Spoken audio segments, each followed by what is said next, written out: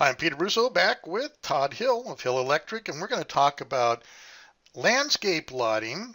And all landscape lighting specialists aren't the same, now are they? Well, no, I think there's a very generic landscape lighting out there, and then there's a landscape lighting that justifies the landscape in your yard. We spend a lot of money on our trees and our cactus and rocks even, if you can imagine that. And that's what I like to show. I like to highlight your yard. I'm not a big runway light or a Disneyland light type of guy. Right. And to that end, a lot of people after dark don't go out and use that beautiful space, right? The backyard or the patio, and you can make that happen. Yes, I enjoy making it happen, and I think that it does somewhat add an extra room to your home, weather permitting. Hmm. And when you're able to sit out there and enjoy your glass of wine and look at your landscape, which, as I say, you've got a lot of money tied up in some of those trees, cactus, stones, and that sort of thing. Uh, yeah, it just, my home, your home, we all love that ambiance that you can get from being outside under the stars and enjoying your landscape.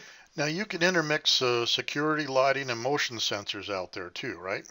Oh yeah, well that's pretty common in our day and age. I would say it's probably more prevalent than it ever was here in the last 5 years or so. But security lighting is a very big issue. We do a lot of security lighting with motion sensor overrides, photo cells that kick on from dusk to dawn, of course, time clock switches and that sort of thing. But um, I believe that security is probably one of the uh, more common requests that we get, as I say, in our new day and age. Now, decorative LED lighting can also go out on those plants and stuff like that, correct?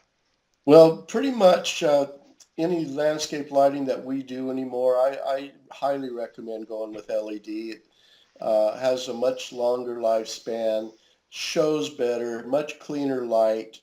Um, it makes me look good to tell you the truth with the LED because of the way it shows. Right. And if I choose the right places to accent and I'm able to throw some shadows from your plants and that sort of thing, Hmm. like I say, it makes me look good. And really, it's the LEDs that are doing all the work. LEDs, as we've talked about in one of the other podcasts, have a larger operating temperature range too. So them out here in the desert, we go from freezing to 120, and they don't even skip a beat. They don't, and I even with the wholesale houses that I buy, they tell me if you have a problem with this LED, we'll replace it for you. You bring it back in, and we're going to find out.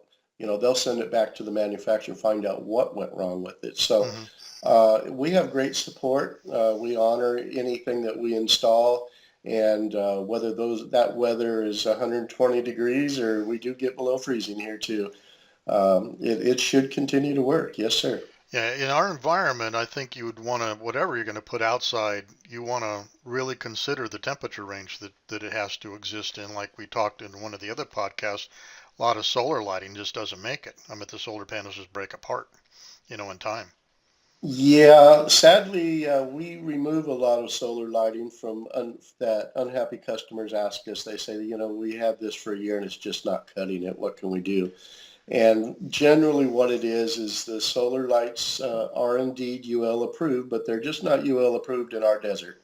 Right. And maybe back in the Midwest, they'll do fine, but they can't really last too long here in the desert. Yeah, we have a really different environment altogether. Now, also, we had talked in one of the other podcasts where you come in, you can give a free estimate, find out what the client wants. Talk a little bit about that process.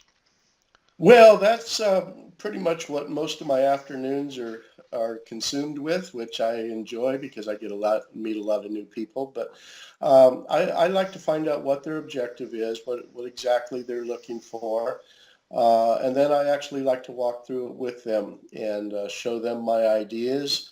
Um, Assuming we're on the same page, then we put it in proposal form for them, and we always give our proposals with line items, so they can pick and choose. If I've got 15 items on that proposal, they may pick out 9 or 10 that they like, and maybe 2 or 3 that they don't care to do right now.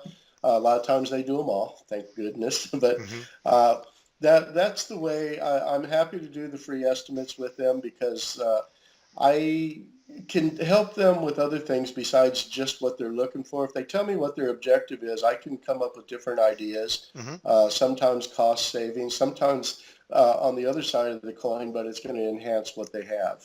Yeah, I bet you when they finally see it, they didn't care what it cost. It was so gorgeous. The LEDs, like I say, they make me look good. I've heard so many, or I've had so many compliments from what we've been able to put in people's yards and that sort of thing. And the LEDs do show really well.